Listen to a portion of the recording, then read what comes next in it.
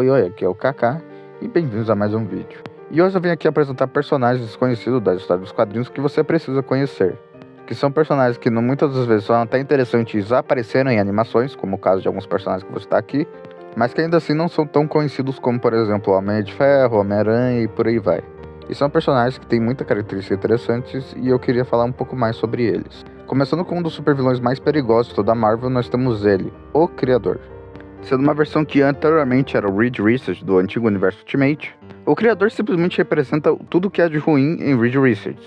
Se o Reed Richards do universo principal, que é um herói, já cometeu várias atitudes questionáveis, imagina o do universo Ultimate, que após ser executado pela mulher que ele amava, ou seja, o cara é basicamente um super Red Pill do mal, ele acabou simplesmente causando um caos no universo Ultimate original, e logo em seguida, depois que ele percebeu que o universo Ultimate original tinha sido destruído, ele decidiu roubar o universo para si, dando início ao novo universo Ultimate, em que lá ele é basicamente o vilão principal e um dos vilões mais poderosos.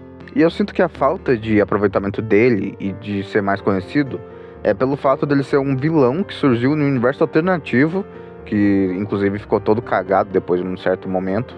Tanto que o Criador, ele meio que é uma das poucas coisas boas que sobrou do universo Ultimate original.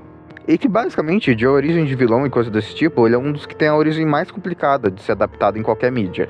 Eu não tô nem falando dos filmes, né, porque nos filmes meio que já é complicado por si só, o multiverso nos filmes, mas em desenho e coisa desse tipo também é mega complicada. Então eu entendo meio que do porquê que a galera não tenta trazer ele mais e esse tipo de coisa. Já o segundo personagem, ele já apareceu em uma animação, mais especificamente aquela animação horrível dos Vingadores de 2013 e tal. Porém ele teve sua origem mudada. E apesar de ter sua origem mudada, ela até que foi legal. Eu diria até que ele é um dos poucos personagens bons que tinha naquele desenho. Que no caso, obviamente, eu estou falando do Hyperior. Na verdade, apesar do Hyperior ter aparecido sozinho, ele faz parte de uma equipe conhecida como o Esquadrão Supremo. Que, basicamente, sem mais delongas, é tipo a Liga da Justiça do Mal. E por mais que hoje em dia esteja batido esse conceito de super-herói do mal, especialmente em relação ao Superman, eu acho interessante a Marvel ter uma versão do mal da Liga da Justiça. Inclusive, a ponto de curiosidade, a DC tem uma versão do mal dos Vingadores, tá? Mas, enfim.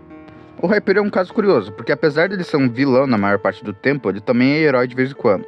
Isso acontece porque ele, assim como o Criador, tem a ver com o universo paralelo. Já que as versões que ele é do mal, normalmente é porque ele veio de um universo paralelo. Já a versão do bem faz parte do universo principal da Marvel. Inclusive, uma das últimas aparições que ele fez foi como um vilão durante a saga Heróis Renascem, em que lá, em um universo alternativo criado pelo Cubo Cósmico junto com Mephisto, acabou causando o fim de todos os heróis que conhecemos. E assim, falando novamente, apesar desse conceito de Superman do mal ser batido hoje em dia, inclusive eu até acho que esse é um dos motivos por ele não aparecer tão cedo em animações e coisas desse tipo, eu novamente acho legal quando as editoras brincam com um personagem uma da outra, fazendo versões do mal ou versões de personagens que lembram ele. Já os próximos personagens, porque no caso eu vou falar de vários grupos agora, são um grupo dos outros Lanternas. O que eu quero dizer com os outros Lanternas? São tipo os outros Lanternas Verdes, além do Hal Jordan e do Don Stewart, que são os dois Lanternas Verdes mais conhecidos? Olha, na verdade não, porque eu pretendo futuramente fazer um vídeo contando mais sobre todos os Lanternas Verdes e tal, e todas as cores de lanterna. Mas eu tô falando aqui na verdade dos outros grupos de lanterna, como por exemplo os Lanterna Amarela, que são os grandes antagonistas dos Lanternas Verdes, e representam a emoção do medo. Os Lanternas Vermelhos, que representam eles a raiva. Os Lanternas Índigos, que representam o sentimento da compaixão. As Safiras Estrelas, que representam o sentimento do amor. Os Lanternas Azuis, que aqui eles são meio que aliados da tropa dos Lanternas Verdes, e eles acabam representando a esperança. Os Lanternas Laranja, ou melhor, o Lanterna Laranja, até porque só existe um personagem que tem o poder da Lanterna Laranja, que no caso é o Larfleeze, que no caso representa a emoção da cobiça, e entre outras mais algumas cores de lanterna. E basicamente, esses são tipos de personagem que eles não são bem explorados, só que eles são bastante conhecidos até, vamos dizer assim. Mas conhecidos por causa do YouTube em si. Que eu te garanto que a maioria das pessoas ou conheceram por causa do YouTube ou por causa de algumas animações, porque eles aparecem bastante até em animações. Ainda assim, eu não sinto que eles tenham o devido respeito que merecem. Quer dizer, nem os Lanternas Verdes direito têm o devido respeito que merecem, né? Então, quem dirá os vilões e tal. Eu acho até triste o universo do Lanterna Verde não ser tão bem explorado quanto os outros. Tipo o universo do Flash, que é muito melhor explorado, por incrível que pareça, na série da CW. E ó que eu acho a série da CW ruim depois da quarta temporada, eu tô nesse time. Ainda assim, eu admito que o universo do Flash foi muito bem melhor explorado lá. Então aqui eu meio que acho que todos os grupos de lanterna mereciam mais esse reconhecimento.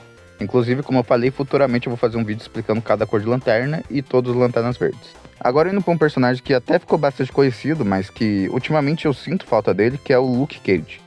que ganhou uma série própria, que é legal, eu acho a série bacana, mas ainda assim eu sinto que ele deveria ter mais potencial. E assim como os outros personagens das séries, como Jessica Jones, Punho de Ferro e Demolidor, deveria ser explorado mais no universo cinematográfico da Marvel. Ou quem sabe fazer uma animação focada nele ou nos outros membros dos Defensores, porque tipo assim, o Luke Cage e a Jessica Jones são um dos poucos casais de super-heróis que tiveram um filho nas HQs. E por mais que isso pareça pouco e bobinho, isso é uma das coisas que mais diferencia eles e dos casais de super-heróis normal da Marvel. Diferente da DC, né? Porque na DC a galera mete filho à torta e à direita lá, por incrível que pareça. Fora que ele tem muitas interações legais com os outros super-heróis, então eu acho isso muito bom. E é um personagem que eu curto bastante, principalmente quando eu tô vendo a história dos Novos Vingadores, e eu acabo vendo que o Luke participa, e tem umas interações bem legais. E também o fato do uso do poder dele, já que o poder do Cage é simplesmente ter a pele invulnerável. Indo agora para o último personagem da lista, nós temos ele, o Gladiador Dourado. Que é um personagem que inclusive teve até um episódio focado nele, no Liga da Justiça Sem Limite. E eu diria até que é um dos meus episódios favoritos de Liga da Justiça Sem Limite, porque, cara, que episódio e lição foda.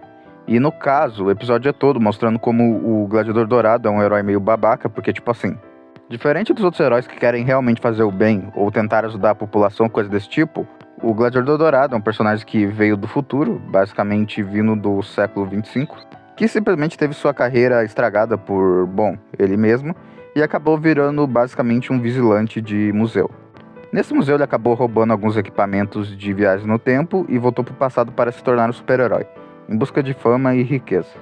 E apesar de começar como um herói extremamente babaca que só quer realmente fama e riqueza, ele vai evoluindo conforme o tempo. Inclusive, a maioria das HQs que ele participa hoje em dia é mostrando quanto de personagem ele evoluiu.